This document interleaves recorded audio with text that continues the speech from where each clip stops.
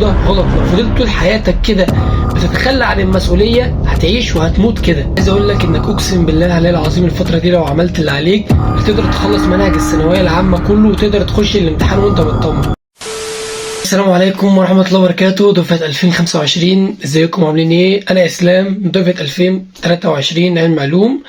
ان شاء الله جاي في الفيديو ده عشان اعمل لكم خطة انقاذ، وطبعا زي ما انتم شايفين الفيديو بعنوان ان تأتي متأخرا افضل من الا تأتي. معنى الكلام ده ان انت لسه معاك فرصة اخيرة، وحرفيا هي فرصة اخيرة ان انت تعمل اللي عليك وتلحق نفسك في الفترة اللي فاتت دي. لو انت مراكم، يعني الفيديو ده بنسبة كبيرة جدا هيكون للناس المراكمة، الناس اللي هي دنيتها تمام مش هيبقى قوي بالنسبة لهم، بس اللي لسه ما بدأتش عندها مشاكل في مواد، عندها فصول متراكمة.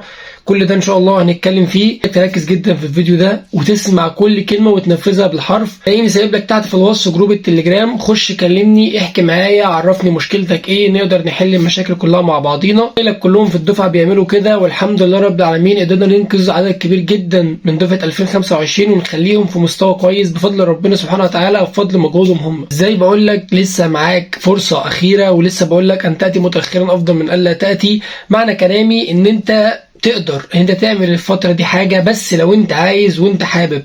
نبعد بقى عن موضوع اصل ظروفي، اصل مش هقدر، اصل بعمل.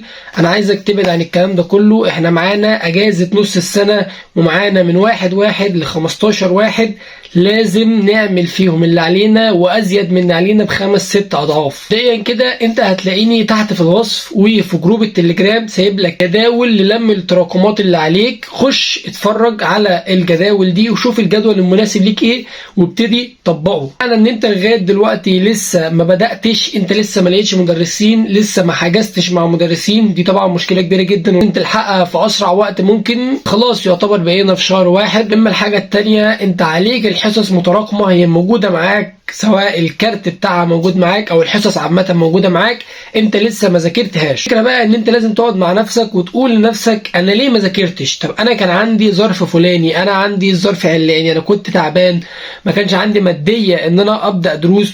كل الظروف دي كلها خلاص بقى احنا هننساها وهنبدا، لان احنا معانا فرصه اخيره ان انا اقدر اخلص منهج الثانويه العامه. الناس بتقول لي انا ازاي هبدا؟ انا اكيد ربنا سبحانه وتعالى مش هيقارني باللي بدا من اول السنه. عايز اقول لك احنا في سباق، مش شرط تبقى بادئ السباق من الاول خالص عشان تكسبه.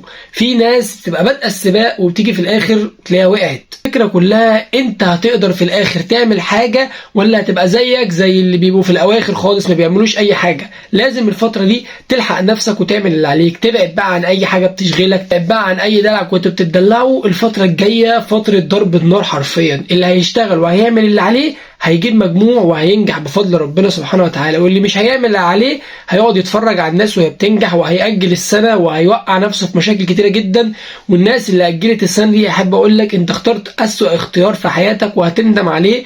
وافتكر إن أنا حذرتك في أكتر من 3 فيديوهات إن أنت موضوع تأجيل السنة ده غلط إن أنت تعمله. لسه معاك وقت إنك تبدأ فيزياء وكيمياء وأحياء وعربي وإنجليزي وجيولوجيا ولغة تانية، معاك وقت بس لو استغلته صح. إنما طول ما وقتك ضايع في المواصلات 4 و5 ساعات، طول ما وقتك ضايع على التليفون 3 ساعات في اليوم، طول ما انت رايح وجاي ومش عايز تذاكر، يومك كله بيضيع وانت اللي بتضيعه وانت السبب. الناس اللي بتذاكر والناس اللي بتيجي على نفسها والناس اللي بتبعد اي حاجه بتشغلها في حياتها، صحابها، تليفونها، دنيتها كلها بتبعدها عشان تركز في مذاكرتها، هي دي الناس اللي بتبقى متفوقه. ولو حتى ما جابتش المجموع اللي نفسهم فيها في الثانويه العامه بتلاقيهم بعد كده ناس ناجحين في مجالاتهم، لان دي ناس ما بتيأس. ما دام انت عمال تتفرج عليهم ومصمم ان انت ما تذاكرش ومصمم ان انت ما تعملش اللي عليك، عمرك في حياتك ما هتنجح وعمرك ما هتعمل اي حاجه تانية في حياتك غير ان انت بتتفرج على الناس، ما بتقدمش اي حاجه. واقف معاك وانا هساعدك وانا هدعمك، والناس كلها كلمتني والناس حلت معاها الحمد لله رب العالمين مشاكل، وناس بدات وناس اجتهدت، وناس دلوقتي في الفتره اللي احنا فيها دي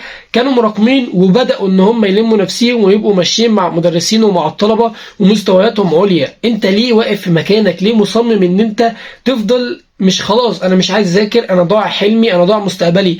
غلط. اللي انتوا بتعملوه ده غلط. لو فضلت طول حياتك كده بتتخلى عن المسؤوليه هتعيش وهتموت كده. ربنا يديكم طول العمر. انا الكلام ده كله مش بحبطك ومش بكسر من مقاديفك، انا بشجعك وبعرفك انك معاك فرصه اخيره، يا تستغلها يا هتضيع منك. انت بقى تبقى حر الاختيار. انا عن نفسي رضيت ربنا سبحانه وتعالى، عملت جداول، قلت لك ازاي تنظم وقتك، قلت لك ازاي تحل مشاكلك. لو عندك مشكله في اي ماده بحلها لك لما حد بيجي يكلمنا على التليجرام. يعني حتى اديتكم ارقامي الخصوصيه اللي ما حدش اساسا بياخدها، نادرا في الوسط اللي انا عايش فيه.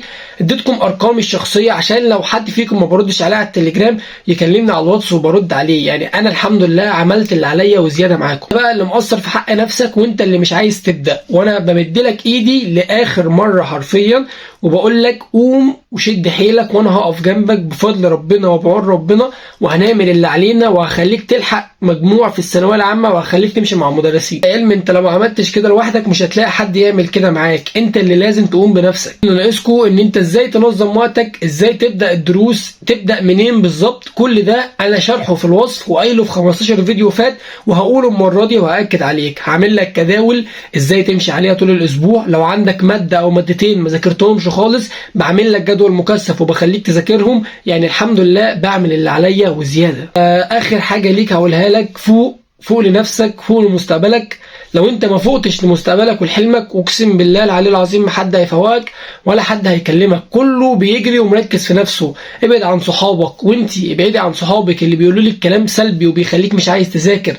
ابعدوا عن كل المواضيع دي. معاكم فرصة أخيرة، أجازة نص السنة، وانتظروا إن شاء الله الفيديو الجاي هتعمل في أجازة نص السنة تلم فيها كل اللي عليك. هيبقى حرفيا فيديو مكثف أو الجدول هيبقى مكثف. فاكر في اليوم 3 دروس، مفيش حاجة اسمها مش هقدر، مفيش حاجة اسمها مش هعمل، كله هيعمل اللي عليه عشان توصل لحلمك وتوصل لهدفك. بس كده، ده كان الفيديو بتاعنا بتاع النهارده. اتمنى ان انا ما اكونش ضايقتك بكلامي، بس انت لازم تفوق ولازم تعرف انت داخل على ايه الفتره الجايه. حلمك ومستقبلك بيضيعوا لو انت لغايه دلوقتي لسه بتتفرج وما عملتش اي حاجه في حياتك. يا رب معاكم وتحاولوا نفسكم فيه. سلام عليكم.